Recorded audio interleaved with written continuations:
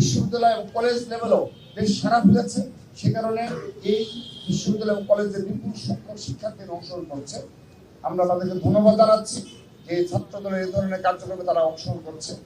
আমরা আশা রাখছি, আমি সাধারণ আমাদের সিনিয়র যুগ্ম সাধারণ সম্পাদক শ্যামল মালমের কথার মানে আমি বলতে চাচ্ছি, আমরা আশা রাখছি যে শুধুমাত্র এই হাকিম চত্বরে যে আমরা পুরো ঢাকার যে কর্মসূচি পালন করছি, হ্যাঁ দেশের বিভিন্ন প্রান্ত থেকে যাদের আর্থিক সামর্থ্য রয়েছে আসার মতো তারা এসেছে, আমরা তাদের উৎসাহিত করেছি। কিন্তু এটি যেন প্রতিটি জেলায় প্রতিটি শিক্ষা প্রতিষ্ঠানে আমরা বাস্তবায়ন করতে পারি, সবার নিকট দোয়া চাচ্ছি যেন নেক্সট পরবর্তীতে ইনশাআল্লাহ ধারাবাহিকতা পরবর্তী ছাত্রদের ইনশাআল্লাহ অবশ্যই বাস্তবায়ন করবে। সেই সাথে আরেকটি বিষয় বলছি যে অনেক লড়াই সংগ্রাম শেষে ছাত্রদল আজকে এই পর্যায়ে এসেছে। আমরা বিগত 2 বছর, আপনি বিশেষ করে 1.5 বছর সময়ে ক্যাম্পাস কেন্দ্রিক অনেকগুলো যে ধরনের কর্মসূচি আমরা বাস্তবায়ন করেছি। বিশেষ করে ঢাকা বিশ্ববিদ্যালয়ে আপনি দেখবেন সাধারণ শিক্ষার্থী বান্ধব অনেকগুলো কর্মসূচি আমরা বাস্তবায়ন করতে পেরেছি। তো এই ধরনের কর্মসূচি আগামীতেও সামাজিক সাংস্কৃতিক কর্মসূচি বলেন, এ ধরনের ইসলামী মূল্যবোধ ধারার কর্মসূচি বলেন, সব ধরনের কর্মসূচি নতুন ভাবে ইনশাআল্লাহ ছাত্রদল অচিরেই শুরু করবে।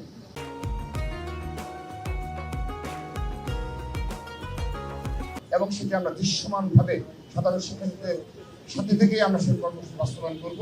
এবং সেই সাথে একটি বিষয় স্পষ্ট করছি, আগামী ছাত্রদল হবে পলিসি নির্ভর ছাত্রদল এবং সেই সাথে ওয়েলফেয়ার পলিটিক্সের ছাত্রদল।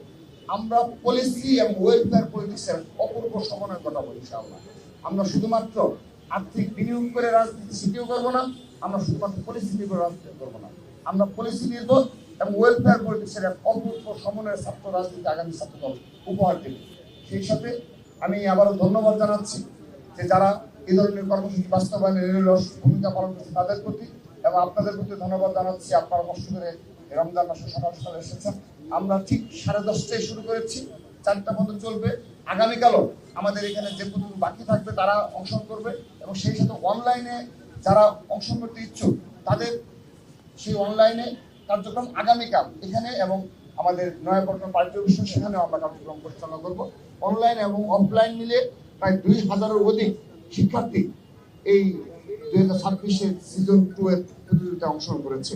তো আগামী 4 মার্চ টিএসসি অডিটোরিয়ামে এক চূড়ান্ত পর্ব অনুষ্ঠিত হবে, এবং সেখানে ইনশাআল্লাহ প্রধান অতিথি হিসেবে উপস্থিত থাকবেন সম্মানিত ধর্মমন্ত্রী, এবং আমরা আশা রাখছি বাইতুল মুকাররমের সম্মানিত খতিব সাহেব তিনিও ইনশাআল্লাহ আমাদের সেখানে উপস্থিত থাকবেন। আপনাদের সবাইকে ধন্যবাদ জানিয়ে বিদায় নিচ্ছি। বাংলাদেশ জিন্দাবাদ। সেই সাথে আজ আমি দুঃখ ভরাক্রান্ত হৃদয়ে স্মরণ করছি দেশ নেত্রী বেগম খালেদা জিয়া, তার আত্মার মাগফিরাত কামনা করছি।